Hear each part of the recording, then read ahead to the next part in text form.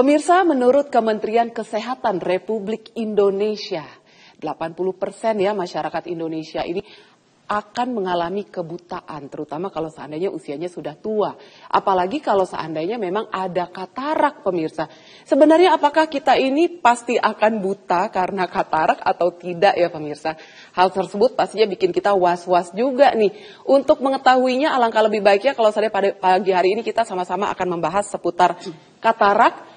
Pasti dialami semua orang, yuk kita sama-sama cek faktanya. Sudah hadir bersama dengan saya pada pagi hari ini, ada Dr. Andita G.C. Sari, spesialis mata. Kita sapa dulu sebagai Dr. Cesa. Yuk pemirsa kita sapa dulu Dr. Cesa. Selamat pagi Dr. Cesa. Iya, selamat pagi. Bagaimana kabarnya dok? Ya, alhamdulillah baik ya. Dok, ini kan kalau seandainya saya lihat datanya juga tuh tadi malam juga saya baca ya pemirsa. Katanya menurut Kementerian Kesehatan Republik Indonesia, ini 81% kasus kebutaan ini terjadi di Indonesia dan ini karena katarak. Ini sebenarnya kalau seandainya kita mengobrol seputar jumlahnya ya, persentasenya kan lumayan tinggi ya dok ya, 81%. Pertanyaan saya nomor satu, dokter, emang sebanyak itu ya dok yang terkena katarak? Karena kan dokter Cesa ini kan spesialis mata, kita pengen tahu juga nih bagaimana situasinya kalau seandainya pasien-pasien yang mengalami sakit mata. Apakah memang ternyata sebanyak itu dok? Nah ini bagaimana dokter Cesa? Silakan ya, dokter. Betul, jadi memang mungkin bisa dikatakan penyakit katarak ini penyakit mata yang populer gitu ya. Jadi bahkan di rumah sakit kami, Rumah Sakit Mata Undaan Surabaya, jadi pasien-pasien yang datang itu memang didominasi dengan keluhan tajam penglihatan yang menurun. Setelah kita cek memang ternyata ada kataraknya seperti itu. Dan memang rentangnya luas ya, katarak ini juga bisa pada usia-usia tertentu, misalkan bayi pada baru lahir gitu juga bisa, bahkan ya sampai usia mungkin di atas 40 tahun ke atas yang kataraknya memang disebabkan karena faktor usia. Faktor usia. Sebenarnya apa sih dok kalau seandainya kita membahas seputar penyakit katarak ini? Katarak ini penyakit apa sih dok? Dan kira-kira dia kalau seandainya untuk menyerang kita ini seperti apa sih menyerangnya? Karena sebagai orang awam ya pemirsa, kita taunya kalau katarak itu ada apa ya, kayak spot putih gitu di mata. Tapi sebenarnya katarak itu apa dokter Cesa? Ya mungkin per definisi ya. Jadi katarak ini memang ditandai dengan adanya penurunan tajam penglihatan yang disebabkan karena adanya kekeruhan pada lensa mata kita. Kekeruhan pada lensa mata, oke. Ya. Jadi memang kekeruhannya bisa rata, bisa luas gitu ya, tergantung nanti tingkatannya. Dan biasanya pasien yang datang ke kami, seseorang yang menderita katarak itu keluhannya kabur, yang disertai dengan bayangan yang seperti berkabut, seperti itu. Keluhannya itu. Betul, jadi rasanya seperti ketutup awan gitu dok. Nah itu tanda-tanda katarak biasanya seperti itu. Saya sempat baca juga katanya dalam waktu 5 tahun terakhir ini diagnosa yang paling tinggi terutama di Rumah Sakit Mata Undaan ini adalah penyakit katarak. Saya ingin tanya verifikasinya betul atau tidak ini dokter Cesa? Iya betul, jadi memang menurut data yang kami olah ya di Rumah Sakit Mata Undaan memang sampai saat ini bahkan ya 5 tahun terakhir ini peringkat pertama ya penyakit katarak gitu. Jadi memang penyakit ini sangat mendominasi gitu ya pasien-pasien yang datang ke Rumah Sakit Mata Undaan. Jadi memang sangat banyak sekali gitu. Tapi sebenarnya penyebab dari penyakit katarak ini apa sih dok? Kalau seandainya tadi kan dokter Cesa katakan anak bayi juga bisa terkena katarak. Padahal selama ini yang kita tahu ya pemirsa, katarak itu biasanya menyerang yang sudah sepuh, orang-orang yang sudah memasuki usia lansia atau pralansia ya. Tapi sebenarnya penyebab dari penyakit katarak ini apa dokter Cesa? Jadi kalau kita ngobrol masalah penyebab ya, jadi multifaktorial. Bahkan yang mungkin tadi saya sampaikan, bayi baru lahir pun juga bisa terjadi katarak yang disebut oleh katarak kongenital. Gitu ya, jadi memang ada bawaan dari lahir. Seperti itu mungkin ada faktor infeksi saat proses kehamilan dari ibu gitu ya. Kemudian perjalanannya usia-usia tertentu, usia remaja, usia sekolah juga bisa terjadi. Mungkin juga ada faktor lain seperti trauma gitu juga bisa terjadi katarak. Bisa disebut dengan katarak traumatika. Dan yang paling banyak memang karena faktor usia di atas 40 tahun atau yang biasa kita kenal dengan katarak senilis. Jadi pasien-pasien di atas 40 tahun yang sudah memiliki kecenderungan terjadinya katarak seperti itu. Oke, baik kalau begitu. Nah pemirsa, kalau seandainya selama ini kita berpikir bahwa katarak ini biasanya dialami oleh orang-orang yang sudah berusia, tapi ternyata bayi yang baru lahir pun ini bisa terkena katarak. Tadi kalau seandainya Anda sempat pay attention dengan penjelasannya Dr. Chesa, ini kayaknya menyebutkan beberapa jenis ya dari katarak tersebut. Kita akan ulik lebih detail lagi deh kayaknya. Sesaat lagi tetap di Sehat Pagi.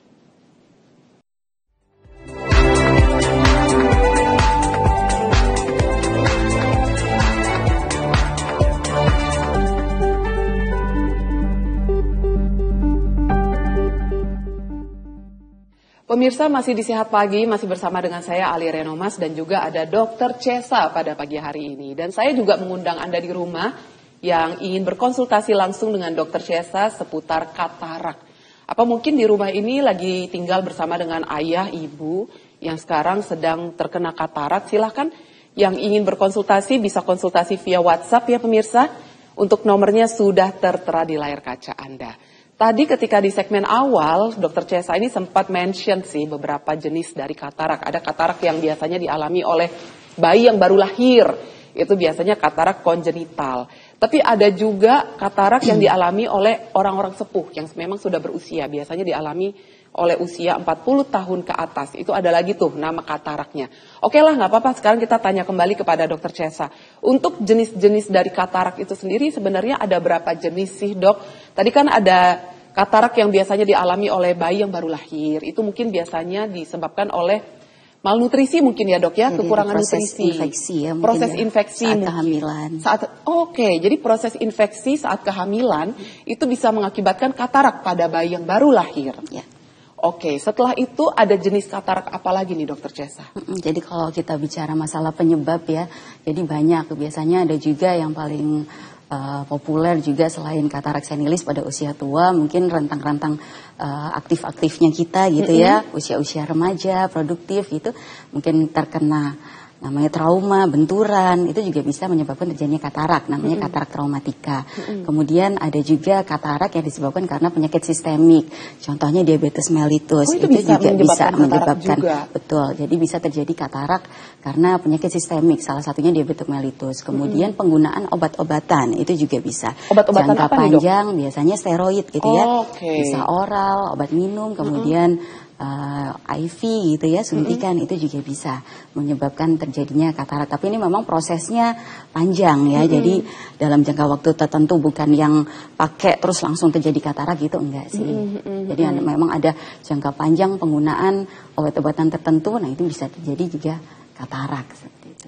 Bagaimana dengan faktor lingkungan, seumpama faktor lingkungan, lifestyle juga ya, gaya hidup gitu ya. Apakah hal-hal tersebut ini juga bisa mengakibatkan katarak nggak dok? Terutama di usia-usia, kalau seandainya kita bilang usia 40 tahun, menurut saya ya, usia 40 tahun itu masih relatif muda dan produktif dok, gitu ya. Oke lah, kalau seandainya dibilang usia 60 tahun, memang itu sudah masuk lansia. Tapi 40 tahun, kalau seandainya terkena katarak, ini kan kayaknya kita berpikirnya, wah, there's gotta be something ya, kalau seandainya di usia 40 tahun ini terkena katarak. Nah, makanya pertanyaan saya, apakah mungkin gaya hidup, gitu ya, faktor lingkungan, genetik, juga apakah itu bisa mempengaruhi katarak juga atau tidak nih Dokter Chesa? Ya tentu setuju. Untuk gaya hidup ya, kita kalau ngomong masalah diabetes mellitus juga mungkin berawalnya dari lifestyle ya, gaya hidup kita ya. Jadi memang gaya hidup kita yang nggak sehat, mungkin konsumsi gula yang tinggi, akhirnya menyebabkan gula darah kita meningkat, itu juga bisa menyebabkan terjadinya katarak. Kemudian terpapar dengan sinar UV dalam jangka waktu yang lama, itu juga bisa terjadi katarak gitu ya, makin lama makin tebal kataraknya kalau kita terpapar dengan sinar UV yang terlalu berlebih. Kemudian mungkin juga kalau pada usia-usia di atas 40 tahun, setuju ya, memang itu masih produktif ya, kita masih bisa melakukan hal-hal yang positif gitu ya, kita masih bisa bekerja di depan layar, bahkan menyetir mungkin yang ada pekerjaan terkait dengan transportasi, masih membutuhkan mata untuk bisa eksplor lebih lanjut, lebih luas gitu, setuju. Tapi memang di sini katarak itu perlu dicermati ya. Jadi memang ada yang namanya katarak yang masih imatur atau tipis. Nah, kalau tipis kadang seseorang itu nggak aware gitu kalau ada katarak. Jadi tajam penglihatannya masih oke. Tapi waktu kita cek, mungkin seseorang tersebut ke dokter spesialis mata, oh udah mulai ada nih bercak-bercak di lensanya, tapi nggak rata. Akhirnya pasien-pasien masih otomatis masih bisa melakukan aktivitas seperti biasa. Mungkin juga bisa dengan bantuan kacamata. Tapi kalau pada fase-fase yang lanjut, kataraknya sudah luas, rata, putih, semuanya mungkin tampaknya seperti itu ya. Nah itu udah nggak bisa melakukan tindakan, nggak melakukan aktivitas seperti biasa. Nah itu nggak ada solusi lain selain operasi. Kalau seandainya bintiknya itu sudah putih ya dok ya? Betul, rata ya. Kalau seandainya bintik putih itu sebenarnya apa sih dok? Kita kan berpikir kalau seandainya biasanya nih Anda mungkin melihat matanya orang-orang yang sudah sepuh ya, itu ada bintik putih di mata. Kita kalau ngelihatnya, ini jangan-jangan matanya kayak belekan ya di dalamnya gitu ya. Tapi sebenarnya kalau bintik putih di bola mata itu apa sih dok sebenarnya yang kalau seandainya memang dialami oleh mereka yang katarak ini dok? Ya jadi kalau katarak sendiri itu kan lensa yang mengeras dan keruh ya. Jadi akhirnya tampaknya seperti ada putih-putihnya gitu. Kadang kalau yang kekeruhannya masih tipis nggak terlalu terlihat ya dengan mata telanjang. Tapi kalau mungkin pernah lihat pada pasien-pasien dengan katarak yang tebel banget, nah itu baru kelihatan ya. Kita lihat dari dekat aja udah tampak gitu ya putih-putih. Itu memang ada bagian dari lensa yang memang mengalami kekeruhan. Faktor penyebabnya banyak yang mungkin tadi saya sampaikan ya. Nah, kalau trauma ya mungkin karena benturan, akhirnya ada perubahan dari kondisi lensanya.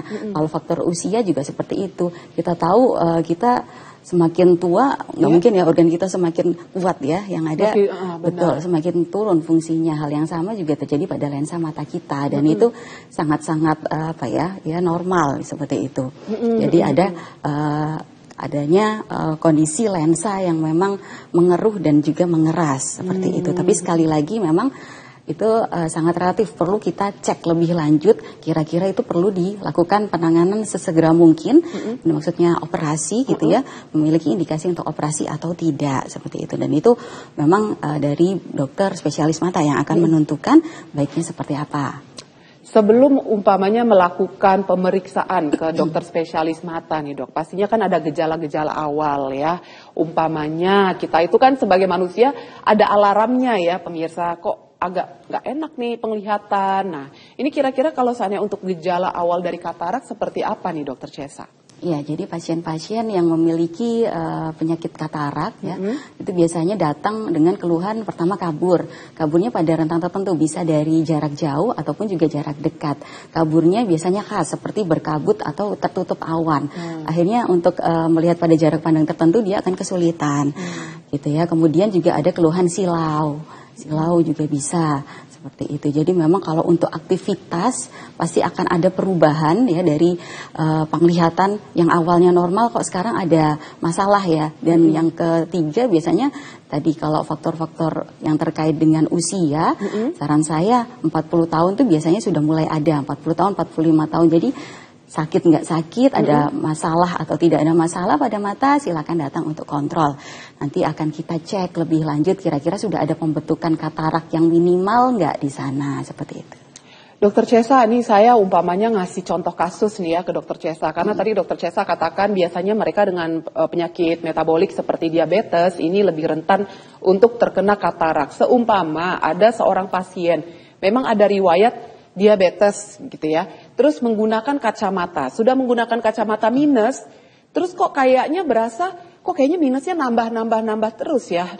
Nah, apakah ini bisa menjadi salah satu indikasi bahwa sudah mengalami katarak atau tidak? Baru saja memasuki usia kepala 40 tahun. Nah ini bagaimana dokter Chesa?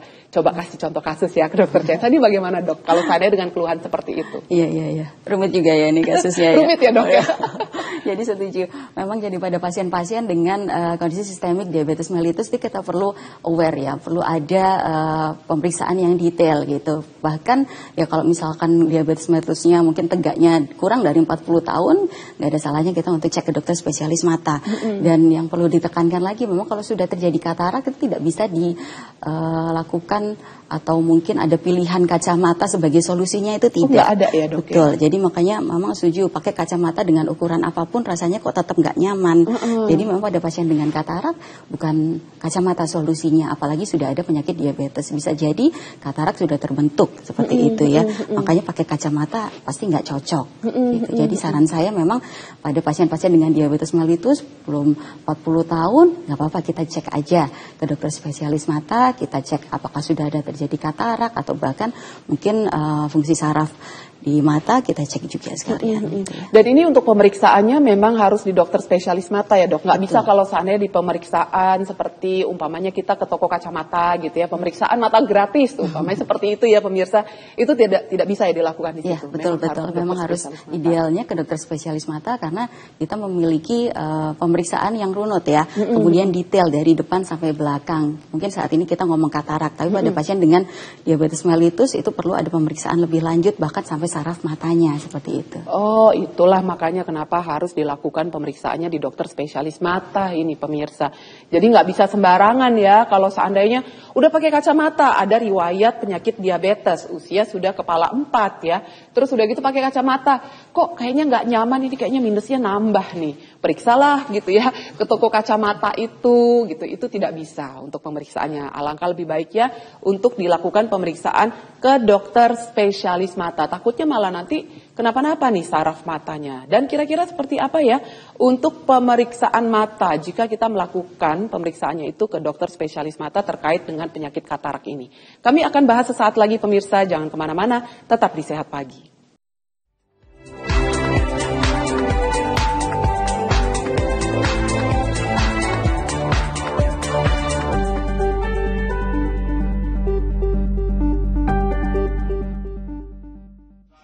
Pemirsa, kami masih membahas seputar katarak dan saya juga masih mengundang Anda di rumah yang ingin berkonsultasi langsung dengan Dr. Chesa seputar katarak. Silakan yang ingin berkonsultasi bisa via WhatsApp ya pemirsa, nomornya sudah tertera di layar kaca Anda.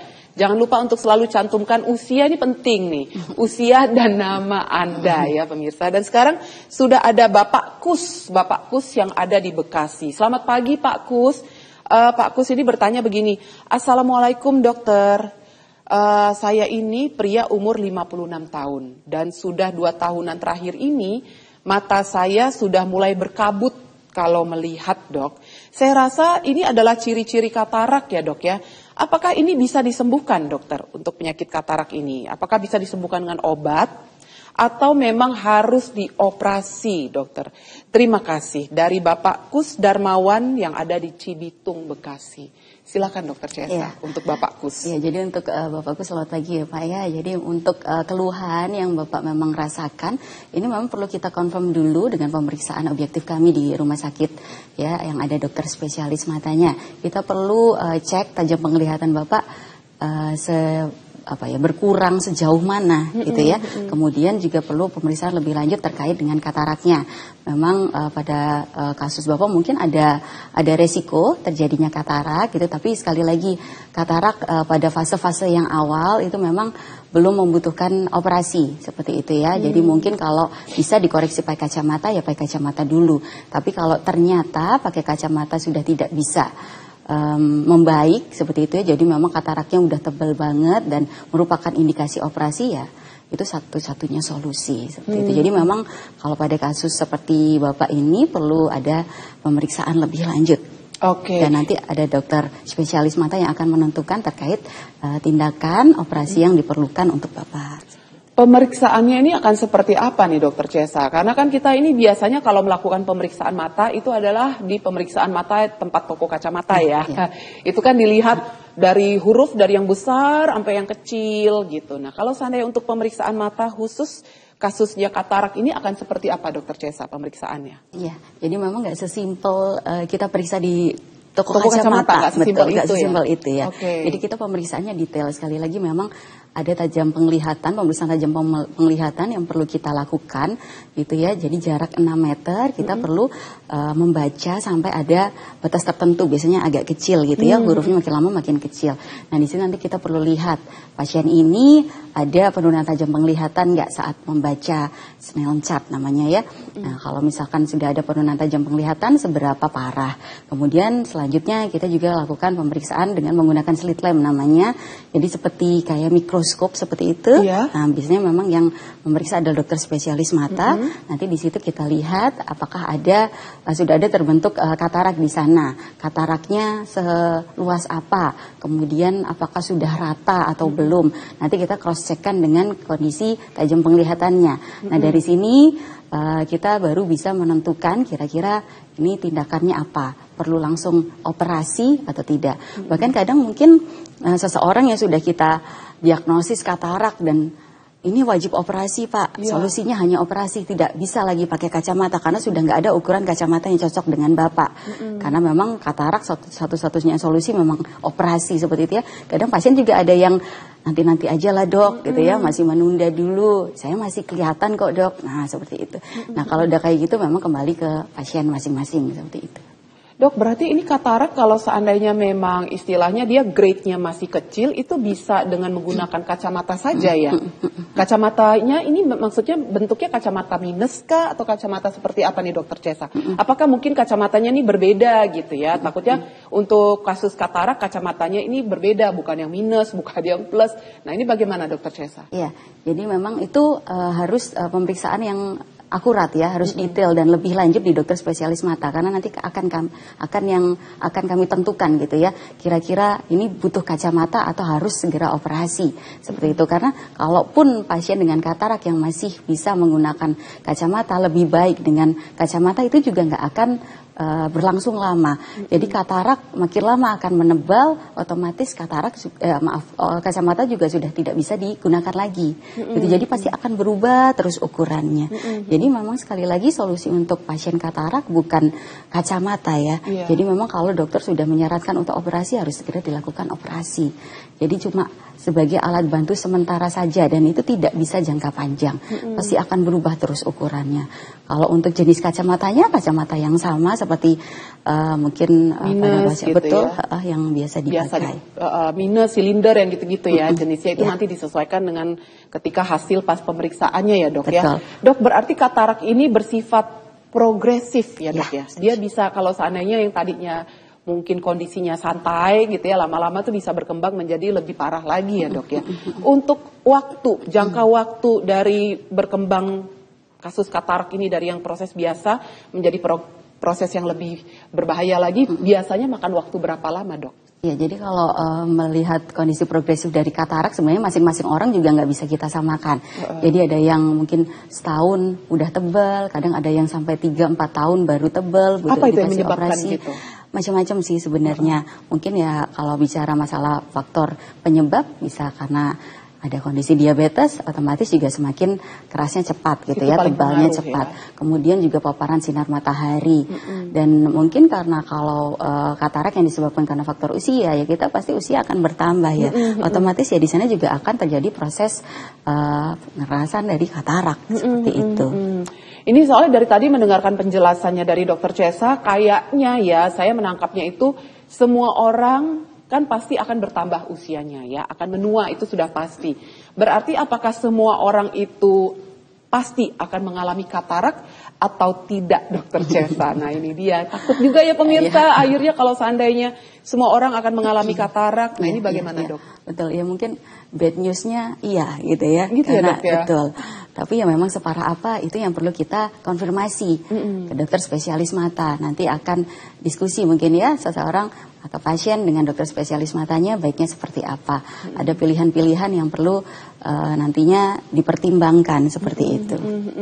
Berarti semua orang itu pasti akan mengalami katarak, makanya pemirsa kayaknya itu ya udah memasuki usia 40 tahun kayaknya dok ya sebaiknya melakukan pemeriksaan mata terkait dengan katarak. Tapi pemeriksaan matanya bukan di toko kacamata ya, tapi di dokter spesialis mata untuk mengetahui nih apakah sudah ada katarak atau belum. Kita sih berharapnya belum ada katarak gitu ya pemirsa. Tapi kalau seandainya kataraknya itu dalam proses yang masih kecil-kecil seperti itu dok, apakah itu yang kecil-kecilnya itu bisa hilangkah dengan pengobatan atau mungkin istilahnya dengan obat tetes mata yang sudah diresepkan oleh dokter spesialis mata, terus dengan perubahan dari lifestyle, yang katarak yang kecil-kecil itu apakah bisa hilang ataukah akan tumbuh menjadi lebih besar. Nah ini bagaimana Dokter Chesa? Iya, jadi kalau memang kita sudah ketemu katarak gitu ya, seseorang udah menderita katarak, pasti otomatis dia akan progresif. Sekali lagi ini penyakit yang progresif, apalagi karena faktor usia bertambah, otomatis pembentukan katarak akan tetap terjadi gitu.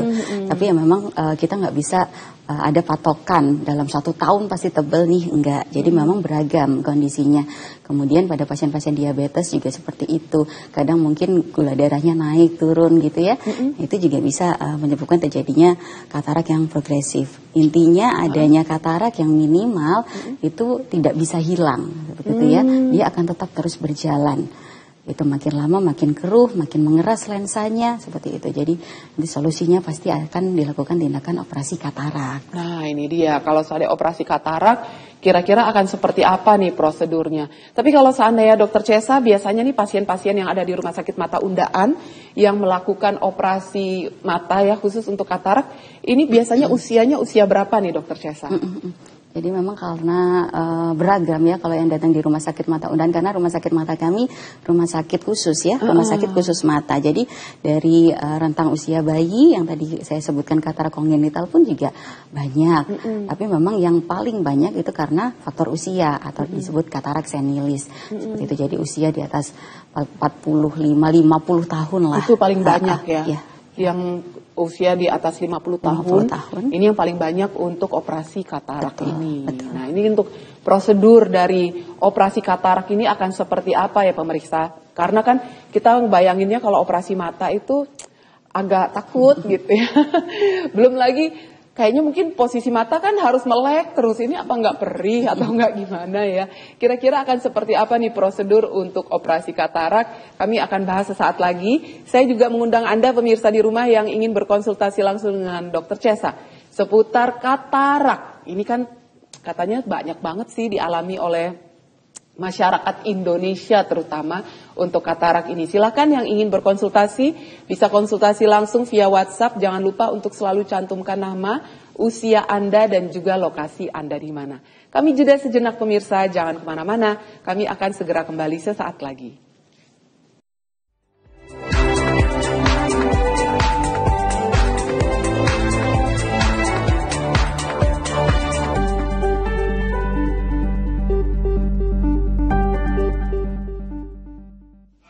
Membahas seputar katarak, memang ternyata ini tidak ada pengobatan untuk katarak kecuali operasi pemirsa. Dan kira-kira seperti apa sih untuk tindakan operasinya? Anda pernah kebayang nggak ketika mata Anda atau mungkin katarak itu dioperasi?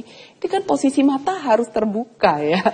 Kita aja kalau melek terus pasti akan berkedip kan, ngerasa kayak matanya gatel. Tapi ini bagaimana dengan proses operasi dari katarak ini sendiri pemirsa? Saya kembali lagi kepada Dokter Chesa. Bagaimana dok, untuk prosedur dari operasi katarak ini akan seperti apa Dokter Chesa? Ya mungkin jelasin singkat aja, sebenarnya nggak seserem itu sih ya.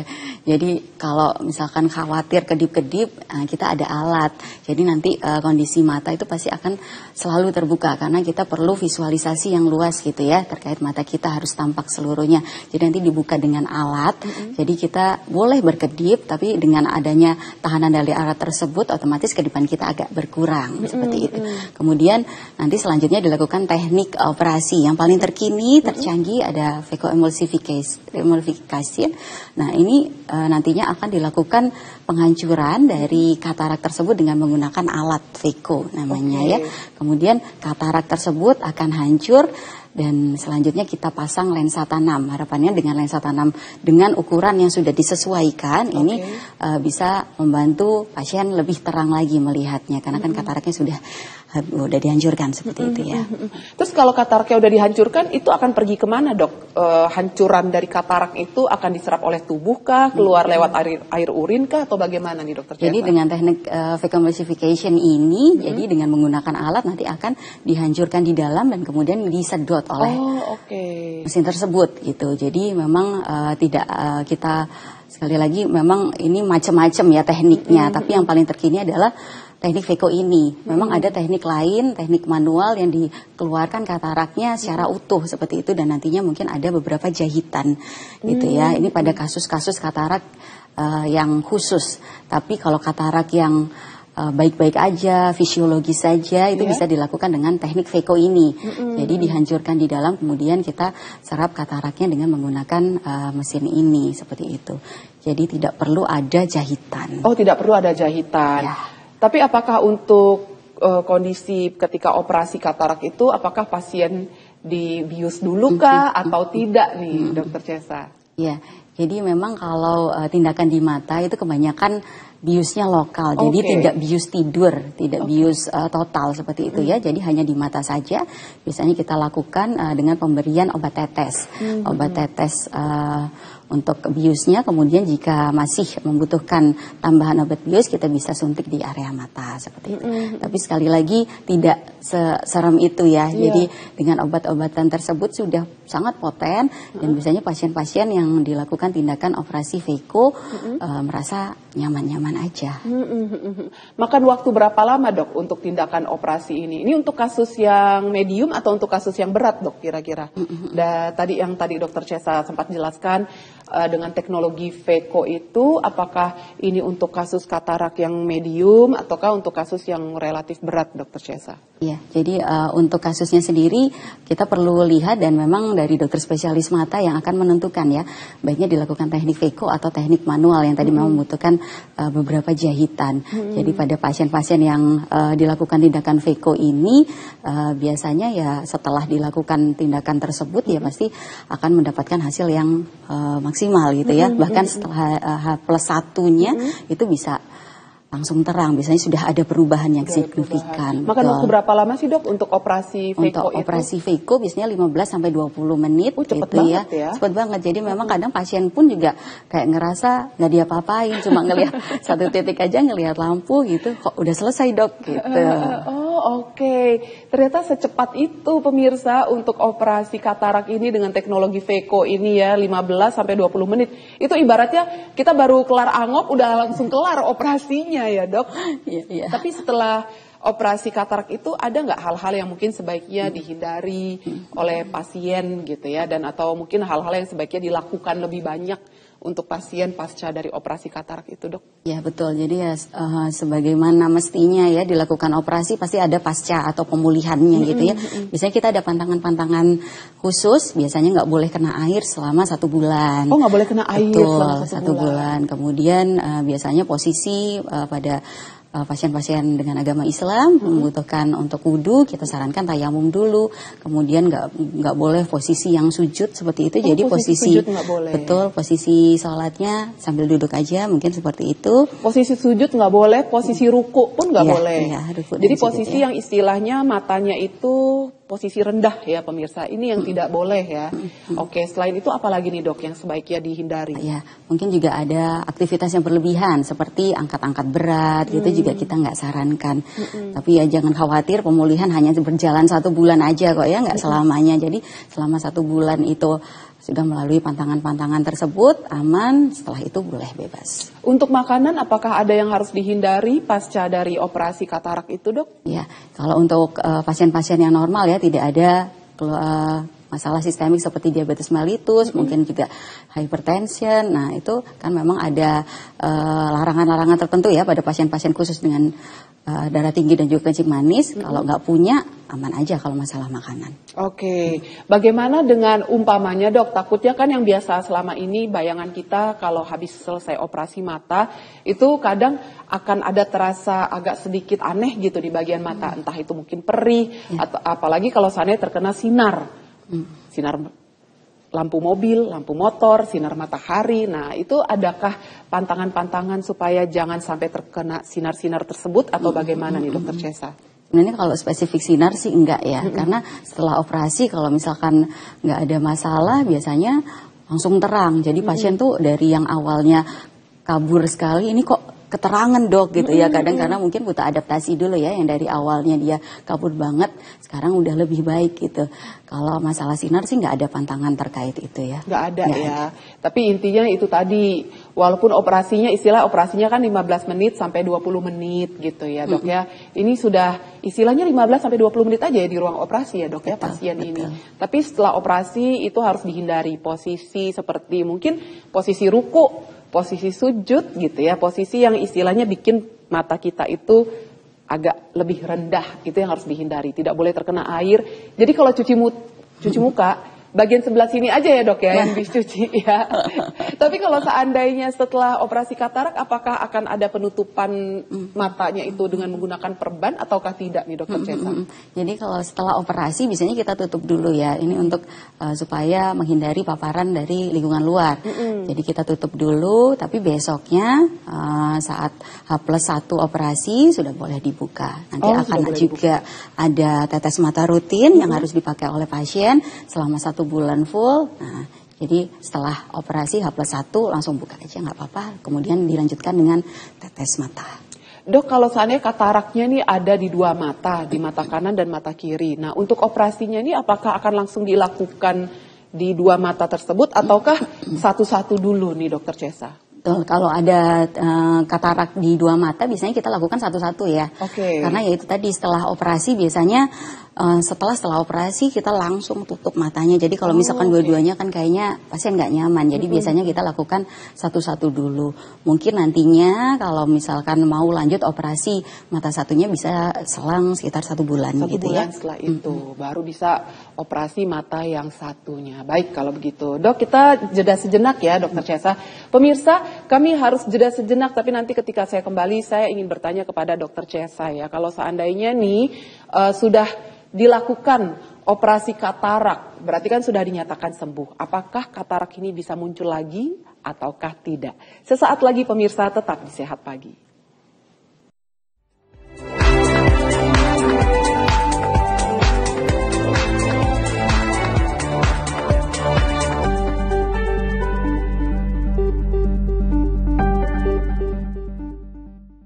Pemirsa, tadi sebelum jeda saya sempat bertanya ya kepada dokter Cesa, apakah ketika katarak ini sudah dioperasi dan dinyatakan sembuh, apakah bisa muncul lagi atau tidak nih? Nah, bagaimana dokter Cesa ketika sudah operasi katarak dinyatakan sembuh ya oleh dokter, apakah katarak ini bisa muncul lagi atau tidak dok? Apalagi kalau seandainya untuk usia-usia, let's say lah 45 tahun gitu, bisa muncul lagi nggak dok? Kalau katarak sudah dilakukan tindakan gitu ya, operasi katarak tidak akan muncul lagi gitu ya. Tapi mungkin nantinya akan ada kekeruhan atau gangguan penurunan tajam penglihatan. Nah itu disebabkan karena kekeruhan di rumah lensanya. Jadi kan kita masukkan lensa tanam. Kemudian biasanya karena gesekan lensa tanam tersebut akan muncul kekeruhan di rumah lensanya. Tapi itu bukan katarak ya namanya ya. Jadi namanya beda lagi, bukan akhirnya muncul lagi katarak, seperti itu tidak. Dan untuk tindakannya sendiri tidak perlu operasi, kita lakukan laser, itu langsung beres. Oke, baik kalau begitu. Dokter Cesa, ini sudah ada Bu Nining dari Bekasi yang ingin bertanya kepada dokter Cesa. Halo, selamat pagi Bu Nining. Assalamualaikum dokter, saya ini Bu Nining nih dari Bekasi. Saya mau bertanya nih dok, apakah betul setelah operasi katarak ini tidak boleh menunduk terlalu lama? Dan apakah katarak itu ada pengaruh dari paparan sinar matahari ya dok ya? Mohon pencerahannya, soalnya saya baru mengikuti nih dok. Gitu. Nah silakan dokter Cesa untuk Ibu Nining yang ada di Bekasi. Iya, kalau setelah operasi, kalau nunduk seperti kita menulis gitu ya sebenarnya nggak ada masalah. Nggak ada masalah. Lihat HP gitu juga nggak ada masalah. Tapi posisi yang seperti sholat tuh ya, ruku, sujud itu yang saran saya ya jangan dulu selama 1 bulan seperti itu. Tapi setelah 1 bulan sudah bebas, posisi apapun boleh. Kemudian kalau untuk faktor penyebab tadi ya mungkin agak balik lagi ke awal, memang faktor penyebab sinar UV, paparan sinar UV yang berlebih itu juga menjadi salah satu penyebab terjadinya katarak. Oke. Berarti benar dong ya dok ya, kalau seandainya kita mau keluar tuh siang hari atau kita mau pergi ke pantai itu pakai sunglasses gitu, kacamata hitam, itu betul ya dok ya? Betul, setuju. Itu jadi, untuk melindungi mata itu betul? Iya, betul dok, betul sekali. Jadi memang itu salah satu yang kami sarankan. Jadi sunglasses itu bukan gaya-gayaan ya. Jadi kalau kami dokter mata sangat menyarankan, apalagi negara kita negara tropis ya. Jadi sinar mataharinya sangat menyengat gitu. Jadi sarannya memang menggunakan sunglasses itu lebih baik. Oke. Sunglasses yang seperti apa dok? Soalnya zaman sekarang kan banyak banget tuh ya kacamata hitam yang dijual bebas, bentuknya keren banget gitu, pokoknya kekinian. Tapi ternyata ini tidak ada UV-nya, tidak ada pelindungnya segala macam. Pokoknya cengdem aja gitu, goceng adem aja gitu dok. Yang penting kalau di foto kece gitu ya. Mau itu ada UV protektornya kayak apa kayak bodo amat gitu. Nah, kira-kira kacamata hitam yang seperti apa nih yang disarankan oleh dokter spesialis mata untuk melindungi mata supaya tidak gampang atau tidak cepat terkena katarak ini dok? Iya, jadi kalau yang saya sarankan memang yang ada UV filternya. Jadi bukan yang asal model atau frame-nya oke gitu ya. Jadi memang kita bicara fungsi. Jadi supaya akhirnya sinar UV itu tidak masuk ke mata kita. Jadi otomatis ada penghalangnya, ada filternya seperti itu. Jadi yang dengan UV filter. Nah biasanya tuh kalau kacamata yang ada UV filternya gitu ya, yang polarized gitu ya, yang bikin istilahnya pas lagi pakai itu matanya jadi adem, itu memang agak lebih mahal sedikit, agak lebih pricey harganya dibanding kacamata yang istilahnya cengdem ini ya pemirsa. Tapi kita sekarang harus jeda dulu ya pemirsa. Nanti ketika saya kembali saya mau minta tips dari Dokter Chesa bagaimana caranya untuk menjaga kesehatan mata dan kira-kira komplikasi dari mata yang memang katarak yang tidak diobati secara segera. Sesaat lagi tetap di Sehat Pagi.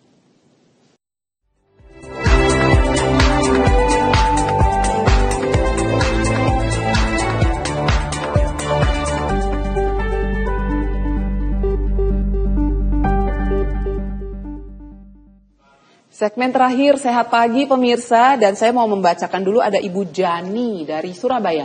Hai, selamat pagi Bu Jani. Mau bertanya gini, dok saya mau tanya nih obat tetes mata kering gitu ya. Apa ya dok ya yang kira-kira disarankan? Dan kalau seandainya untuk obat tetes mata kering, apakah itu bisa digunakan dan dipakai terus-menerus? Ini kayak ada Cenfresh, Cendo, Hialut. Nah ini bagaimana Dokter Chesa untuk Ibu Jani yang ada di Surabaya? Silakan dok. Iya.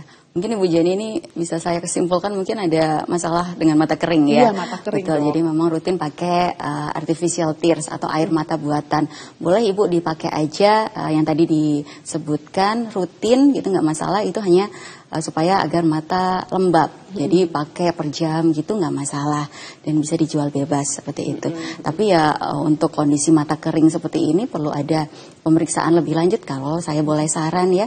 Karena mata kering sendiri jangka panjangnya bisa muncul hal-hal yang beragam seperti iritasi, itu pasti akan tidak nyaman. Jadi saran saya memang harus konsultasi lebih lanjut apakah memang butuh artificial tear saja seperti yang Ibu punya atau mungkin ada obat tambahan lain. Oke, dok, komplikasi dari penyakit katarak jika tidak ditangani secara tepat dan juga cepat ini apa dok komplikasinya? Yang utama memang kebutaan ya akhirnya, betul. Jadi katarak karena dia progresif, makin lama makin keras, makin keruh ke lensa mata kita, otomatis tajam penglihatan makin turun. Nah katarak ini posisinya agak di depannya dari saraf mata, otomatis dia akan menghalangi fungsi dari saraf mata kita. Akhirnya saraf mata kita nggak bisa optimal ya untuk bekerjanya. Nah makin lama saraf mata kita tertutup oleh katarak, otomatis ini fungsinya pasti akan makin turun dan bisa sampai timbul kebutaan tentunya. Oke, baik kalau begitu.